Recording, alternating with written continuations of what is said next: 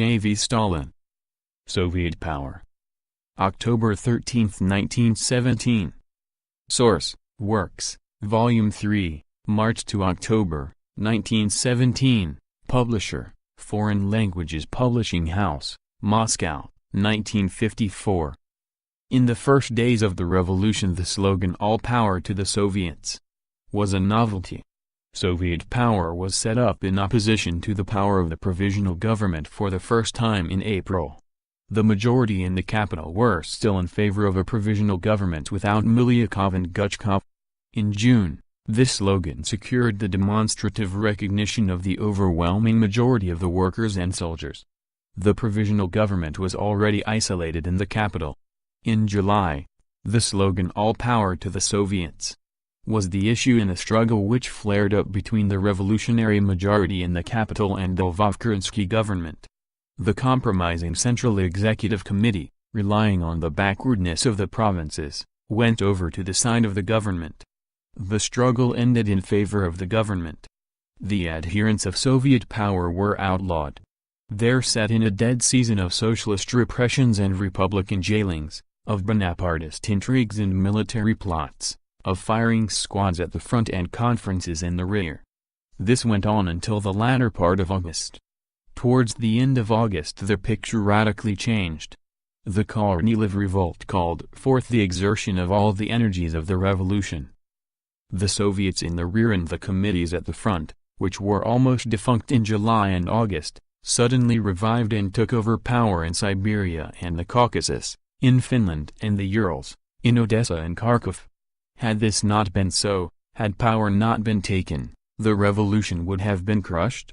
Thus, Soviet power, proclaimed in April by a small group of Bolsheviks in Petrograd, at the end of August obtained the almost universal recognition of the revolutionary classes of Russia. It is now clear to all that Soviet power is not only a popular slogan, but the only sure weapon in the struggle for the victory of the revolution, the only way out from the present situation. The time has at last come to put the slogan "All Power to the Soviets" into practice. But what is Soviet power, and how does it differ from every other power? It is said that transferring power to the Soviets means forming a homogeneous democratic government, organizing a new cabinet consisting of socialist ministers, and, in general, seriously changing the composition of the provisional government. But that is not true. It is not at all a matter of replacing some members of the provisional government by others. What matters is to make the revolutionary classes the masters of the country.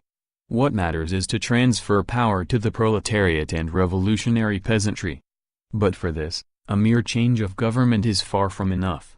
What is needed, first of all, is to purge thoroughly all government departments and institutions, to expel the Kornilovites from all of them, and to place loyal members of the working class and the peasantry everywhere.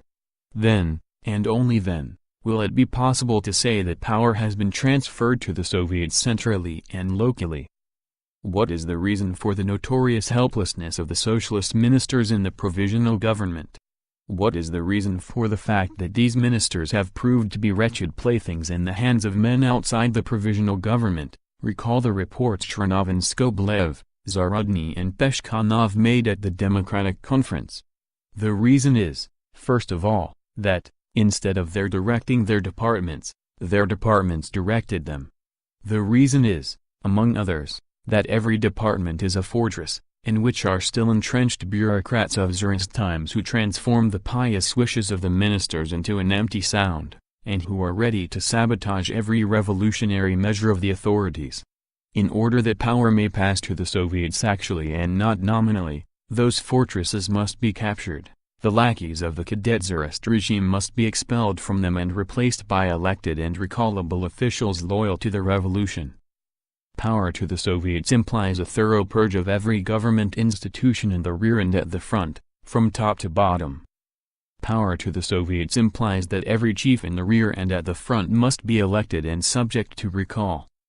Power to the Soviets implies that all persons in authority in town and country, in the army and navy, in departments and establishments, on the railways and in post and telegraph offices must be elected and subject to recall.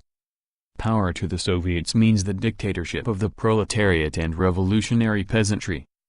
This dictatorship differs radically from the dictatorship of the imperialist bourgeoisie, from the dictatorship which Kornilov and Milyakov tried only very recently to establish with the benevolent help of Kerensky and Tereshchenko. Dictatorship of the proletariat and revolutionary peasantry implies the dictatorship of the laboring majority over the exploiting minority, over the landlords and capitalists, the profiteers and bankers, for the sake of a democratic peace, for the sake of workers' control over production and distribution, for the sake of land for the peasants, for the sake of bread for the people.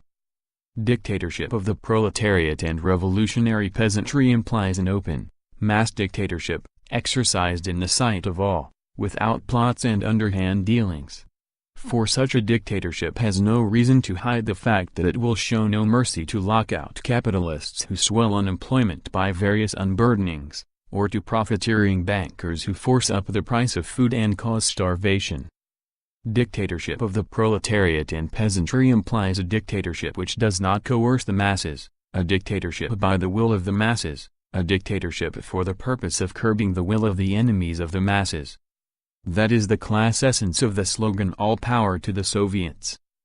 Developments in home and foreign affairs, the protracted war and the longing for peace, the defeats at the front and the need to defend the capital, the rottenness of the provisional government and its projected removal to Moscow, economic disruption and starvation, unemployment and exhaustion, all this is irresistibly impelling the revolutionary classes of Russia to power.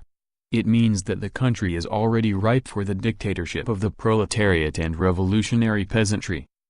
The time has at last come for the revolutionary slogan "All Power to the Soviets" to be put into effect. Rabaki put, number 35, October 13, 1917. End of Soviet Power, by J. V. Stalin.